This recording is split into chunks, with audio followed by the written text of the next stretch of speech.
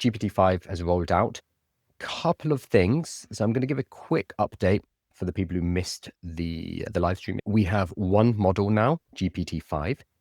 They have immediately deprecated all of the other models. So 4.0, 4.5, 4.1, etc. have all been killed. They are gone.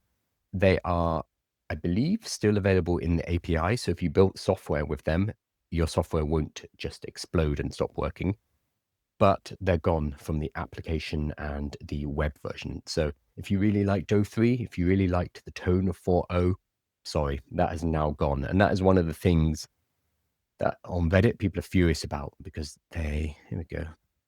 I woke up this morning, this is a mad ranting post, but I woke up this morning to find OpenAI deleted 8 models overnight. No warning, no choice, no legacy options. They just deleted them.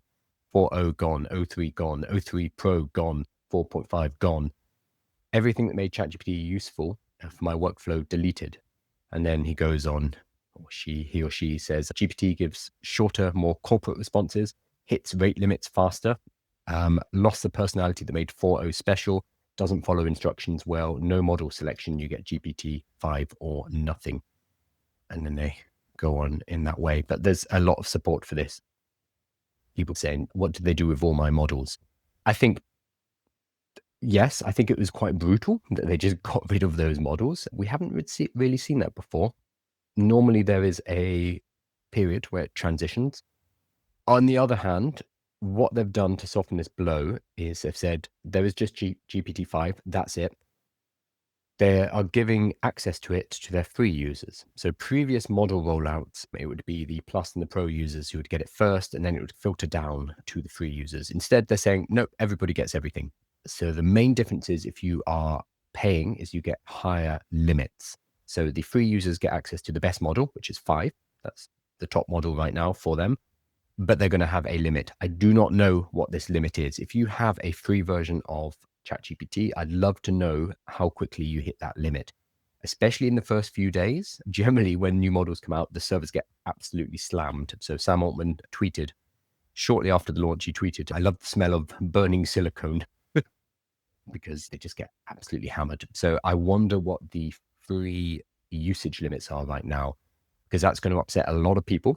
If they're used to using 4.0 on a daily basis, they're used to being able to use it for however many hours a day, and then suddenly that's taken away from them. They're given GPT-5 and they can use it for 20 minutes and then done, and you have to upgrade or not.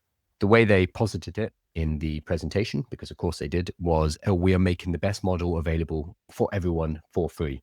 And I saw in the comments while I was doing the live, people who were paying were like, what am I paying for?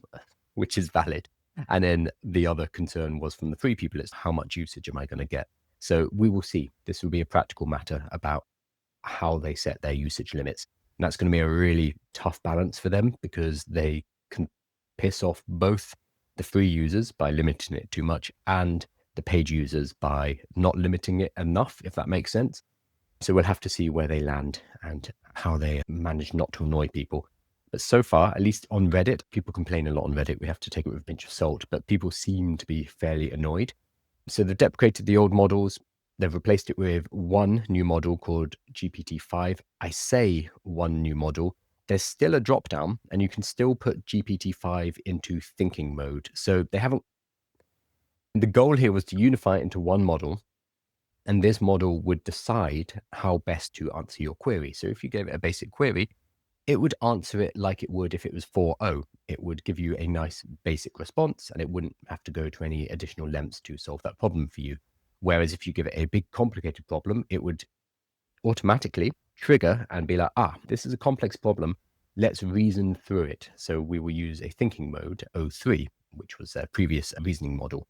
The kind of draw, or the thing they were going for, was you wouldn't have to select them. It would just make that decision and work it out for you. That is undercut by the fact they now have a drop down which has GPT-5 and GPT-5 thinking. So they didn't really stick to their convictions, which I think is strange. And I wonder if the next few weeks we're going to see other variations like popping up, or GPT-5 mini, GPT-5 mini high, etc. These already exist, nano and mini, in the API. So if you're building a program, you can have a stripped down version. That's fairly normal. But I wonder if those or some version of those will also make it into the app version as well, in which case it undercuts their whole idea of simplifying. That said, the simplification and putting it in one model, I think is a good idea because there are 700 million people out there who are using ChatGPT. The vast majority of them did not know, I was about to say do not know, did not know about model selection. And if they opened up that menu, it was incredibly overwhelming because you saw oh 04, 4, 4.1, 4.5, oh 03, oh 04 mini high. Like, how are you meant to choose from them you if you're a beginner, if you're just started to use ChatGPT? There's no way you know which model to use. So by simplifying it and put in just 5, that's a good idea. I think that's really useful. So some people are going to wake up today, casual users of ChatGPT, they're going to notice, oh, it looks a bit different. That's cool. And then suddenly they're going to get better answers because the questions that asking are kicking the model into a reasoning mode, and it's going to go into additional depth in order to answer them. Whereas people like yourself, you already knew how to put it into O3 in order to get longer answers, in order to get it into a chain of thought, in order to get a reasoning. Most people do not. So I think that's going to be a massive improvement for the casual users.